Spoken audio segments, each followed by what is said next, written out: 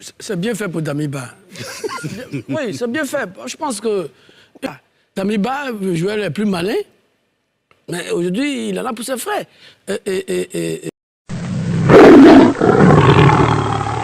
This is not a dream. Vous avez observé la vie dans ce pays. Selon vous, qu'est-ce qui explique ce second coup d'État? Désolé, je ne vous entends pas bien. Qu'est-ce qui explique ce second coup d'État, d'après vous?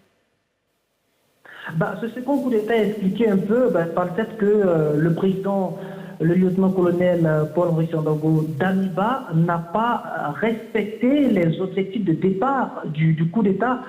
Et c'est ce que ses compagnons d'hier, ceux qui l'ont remercié, ont déclaré dans leur manifeste. Ils estiment que le président Damiba a dévoyé les objectifs du premier putsch.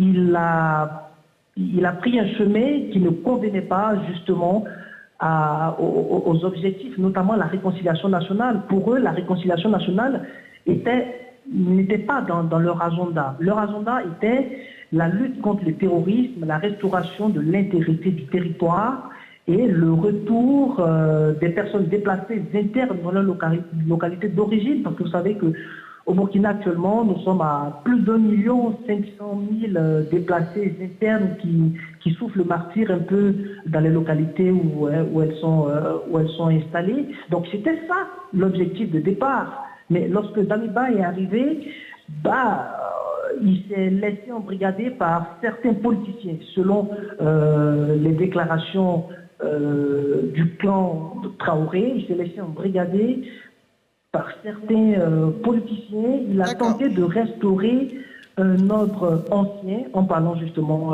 du CDP. Et puis finalement, les résultats sur le terrain de la lutte contre le terrorisme n'ont pas véritablement évolué.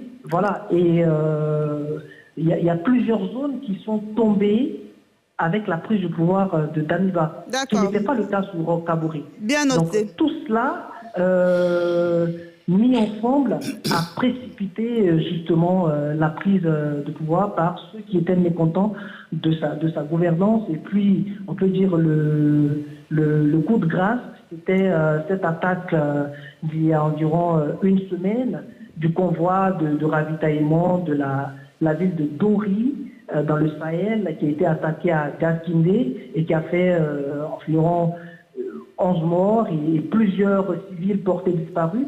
Ça a été vraiment la goutte d'eau qui a fait déborder le vase. Merci pour toutes ces informations.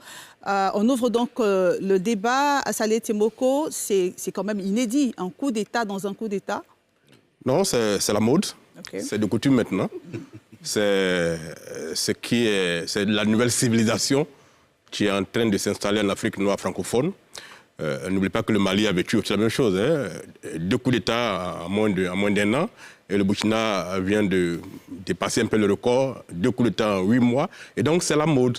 Alors, ce que je voulais faire, vous savez, c'est que les communautés religieuses et coutumières, dont la déclaration a été lue tout à l'heure, ont joué un rôle. Je voulais saluer cela, parce qu'ailleurs, nos communautés religieuses et coutumières prennent des positions à géométrie variable. Mais là, on voit que les communautés au Burkina ont un vrai rôle à jouer, ont un vrai poids dans les débats politiques là-bas. Et là, ils ont contribué à apaiser la tension. Et on est tous heureux que le calme soit revenu au Burkina, parce que deux éléments d'une même armée s'affrontent, les conséquences peuvent être dramatiques. Et donc, c'est ce que pour le moment je peux dire par rapport à ce qui se passe au Burkina. Bon, merci Sylvain Conan. Oui.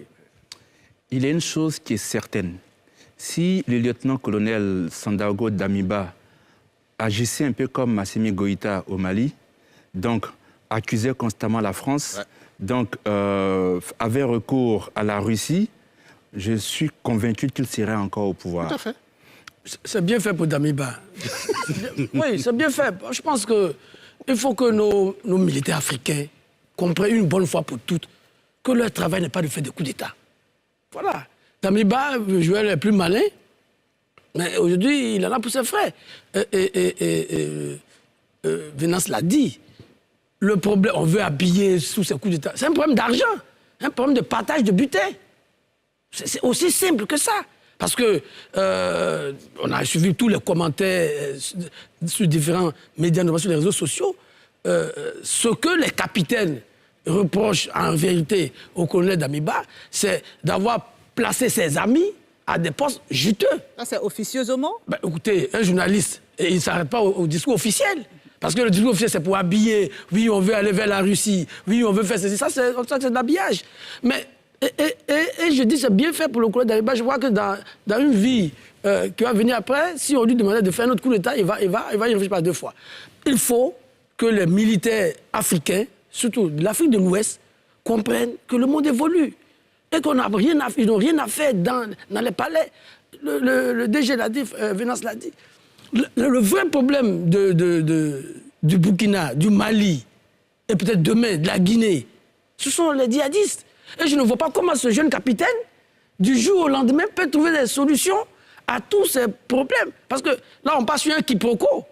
Et il fait croire à ses amis dans la rue devant la télévision burkinabé, les jeunes qu'il a mobilisés, il leur fait croire qu'il va aller vers la Russie. Mais en même temps, le communiqué des chefs religieux et coutumiers dit clairement qu'il s'est engagé à rester dans le canevas de la CEDEAO. Ça veut dire que le troisième coup d'État n'est pas loin. Parce qu'il mobilise avec ses amis, tous ces jeunes-là, contre l'Institut français, contre l'ambassade de France, pour faire croire qu'il mène une révolution anti-française. Mais dans les négociations, il reconnaît, il s'en tient au cadre classé par la CEDEAO. Donc, cette contradiction de base va nourrir, parce que je ne sais pas comment le capitaine Traoré va régler les problèmes qui n'ont pas pu être réglés depuis 10-15 ans. Mais je ne comprends pas ces gens qui disent, au nom de... Ils sont contre le 3e mandat, ils sont contre ceci, ils sont pour la démocratie. Et ils soutiennent Poutine, qui est au pouvoir depuis 2000. Ça fait 22 ans. Mais qui est le précurseur des plusieurs mandats. Maman Alex, vous n'avez pas la parole, s'il vous plaît. Maman Alex, s'il vous plaît, vous n'avez pas la parole. Les nombreux mandats, là, le père moderne des nombreux mandats, c'est Poutine. Alors, je ne comprends pas ces panafricanistes qui sont à Paris, qui se prennent le passeport français, et qui... Quand vous regardez le contraste entre ces jeunes gens qui étaient devant la télévision burkinabé, euphoriques, et la gravité qu'on voit sur le visage des chefs religieux, on voit bien qu'il y a 2 mondes différents. Il y a des jeunes gens désœuvrés, je suis désolé de le dire, manipulés par des pseudo-panafricanistes de pacotille. Et puis, il y a le pays réel qu'on voit avec les chefs religieux, qui voient que leur pays est en danger. Merci, et ceux-là, il faut que les militaires... je crois que le colonel Damiba, maintenant qu'il n'est plus au pouvoir, il va bien réfléchir pour raisonner ses autres camarades d'armes pour dire que la place des militaires n'est pas dans le coup d'État. Il ne faut pas jouer avec le feu. Merci Guillaume Bateau. André... This is not a dream. Ça me préoccupe. C'est-à-dire, mon cher ami, autant les textes ont évolué, autant les mentalités des populations aussi ont évolué. Nous sommes d'une génération qui ne voulons plus d'une sorte d'ingérence dans nos États. Par exemple, moi, je suis ici, là. Je respecte la France, j'y vais toujours. Mais je ne suis pas content que l'armée française soit encore à protéger mon pays.